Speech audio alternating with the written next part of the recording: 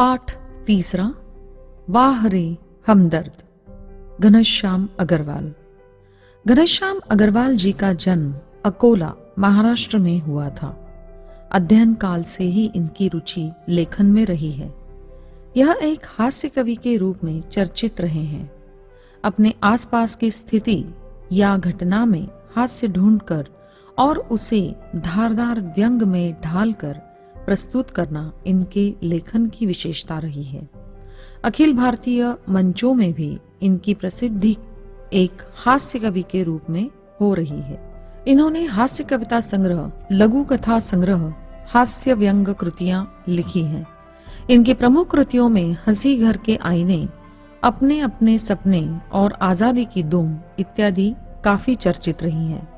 वाह रे हमदर्द एक हास्य व्यंग निबंध है जिसमें अग्रवाल जी ने एक दुर्घटना को विनोदपूर्ण तरीके से काफी रोचक बनाकर पेश किया है। इस दुर्घटना के माध्यम से इन्होंने यह दर्शाया है कि हमदर्दी भी कभी कभी पीड़ादायी बन सकते हैं। यह बात इन्होंने बहुत ही रोचक और सुंदर तरीके से दर्शाई है। लेखक उस दिन का वर्णन करते हैं जब वे एक कार्यक्रम में पूंजीवादी और समाजवादी अर्थव्यवस्था पर भाषण सुनाकर वापस आ रहे थे। अर्थव्यवस्था वह संरचना है जिसके अंतर्गत सभी आर्थिक गतिविधियां इनका संचालन होता है। पूंजीवादी अर्थव्यवस्था बाजार की शक्तियों अर्थात मांग एवं पूर्ति द्वारा संचालित होती है, जिसका एकमात्र उद्देश्य लाभ कमाना होता है। उदाहरण के लिए अमेरिका, कनाडा, मेक्सिको, इनकी अर्थव्यवस्थाएं पूंजीवादी अर्थव्यवस्था है। समाजवादी अर्थव्यवस्था ऐसी अर्थव्यवस्था जिसमें आर्थिक क्रियाओं का निर्धारण एवं नियंत्रण केंद्रीय इकाई या राज्य के द्वारा होता है, इसीलिए इसे नियंत्रित अर्थव्यवस्था भी कहा जाता है। समाजवादी अर्थव्यवस्था कल्याणकारी राज्य की संकल्पना पर आधारित होती है। उदाहरण के लिए चीन, वियतनाम, उत्तर कोरिया की अर्थव्यवस्थाएं। साइकिल पर चलते हुए लेखक को लगा मानो उनकी साइकिल भाषण सुनकर काफी जोश में आ गई हो और इसी जोश में वह सामने से आती हुई एक कार से टकरा गई।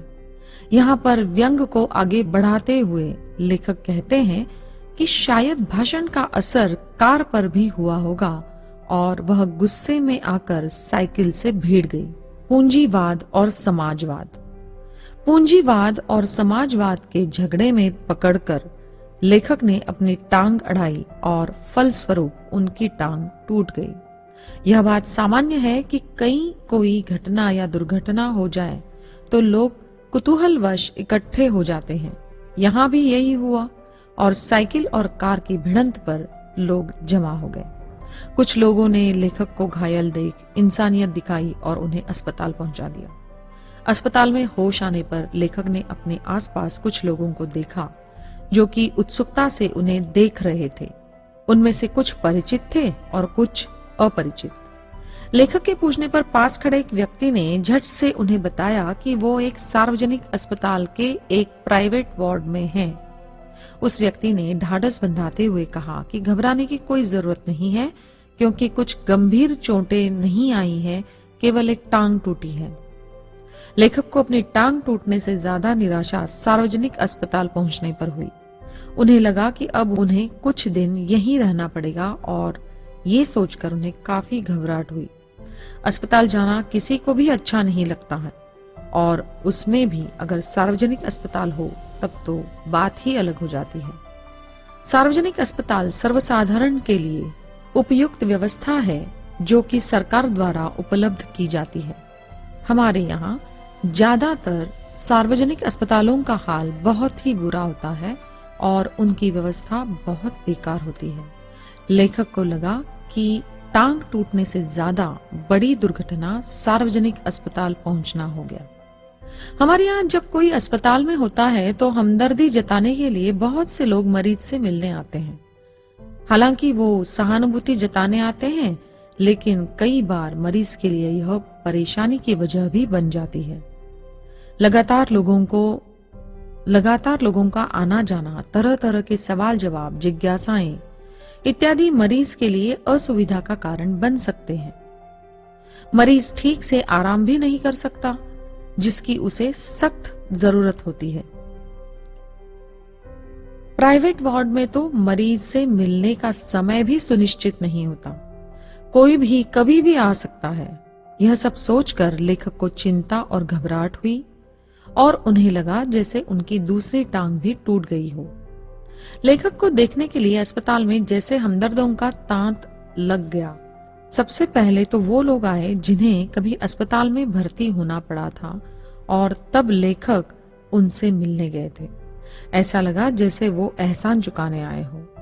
कुछ लोग केवल औपचारिकता निभाने के लिए आते हैं और उन्हें मरीज के आराम करने और ठीक होने से कोई मतलब नहीं होता, उन्हें बस अपना चेहरा दिखाना होता है।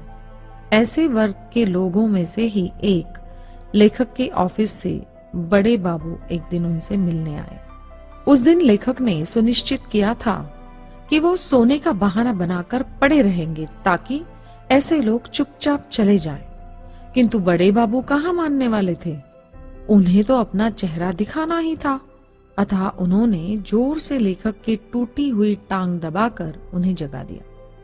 एक दिन लेखक के मोहल्ले से एक सोनाबाई नाम की महिला आई।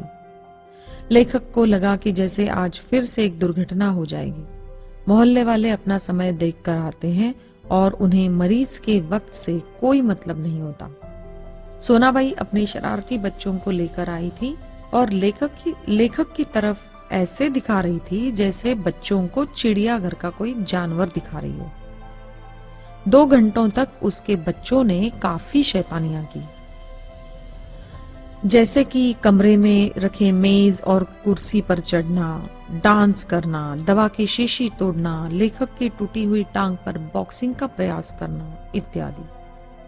सोनाबाई बच्चों को समझाने की बजाय उनकी तरफदारी करती रही। लेखक काफी परेशान हो गए और जब सोनाबाई ने जाते हुए कहा कि वो फिर मिलने आएगी तो उनकी आत्मा कांप उठी। सोनाबाई भले ही सहानुभूति के लिए आई थी, परंतु उसे ये ज्ञात नहीं था कि उसके बच्चे मरीज को परेशान कर रहे हैं और उसे समय का भी कोई ख्याल नहीं था। कुछ लोग तो औपचारिकता की हद ही कर देते हैं जब वे दूर गांव से भी यात्रा करके मिलने चले आते हैं। वो भले ही मरीज को ठीक से न जानते हों, परंतु अस्पताल आकर मिलना और दुख व्यक्त करना अपना परम धर्म समझते हैं। ऐसा ही एक व्यक्ति एक बार लेखक से मिलने आया। आते ही वह लेखक की छाती से लिपटकर जोर जोर से रोने लगा। सारा दुख जताकर जब उसने लेखक का चेहरा देखा तो उसे एहसास हुआ कि वह गलत कमरे में आ पहुंचा है और हड़बड़ाकर माफी मांगता हुआ चला गया। लेखक को ज्यादा गुस्सा इसलिए भी आया क्योंकि उसकी बीवी ने उसे करीबी मित्र या रिश्तेदार समझकर उसके टैक्सी का भाड़ा भी दे दिया था। लेखक आगे वर्णन करते हैं कि हमदर्दी जताने वालों में ऐसे लोग जरूर आ जाते हैं जिनसे हम आम तौर पर सामान्य दिनचर्या में भी बचने का प्रयास करते हैं। लेखक के शहर में ऐसे ही एक कवि थे, श्री लपकानंद, जिनकी बेतुकी कविताओं से सभी परेशान रहते थे। एक दिन वे भी लेखक से मिलने आ पहुंचे और अपनी एक बेतुकी कविता सुनाकर लेखक को हैरान कर देते। लेखक को लगा कि जैसे उनकी आंखें कह रही हो, आज बचकर भागना मुश्किल है। किसी तरह चाय पिलाकर लेखक उन्हें विदा करने में कामयाब हो पाए। अंततः लेखक कहते हैं कि इन सब से परेशान होकर उन्होंने ईश्वर से प्रार्थना की कि यदि भगवान उनकी दूसरी टांग भी तोड़ना चाहते हैं तो बेशक तोड़ दें, किंतु ऐसी जगह पर तोड़ें जहां कोई भी परिचित न मिले, क्योंकि ये हमदर्द बड़े ही बेदर्द होते हैं।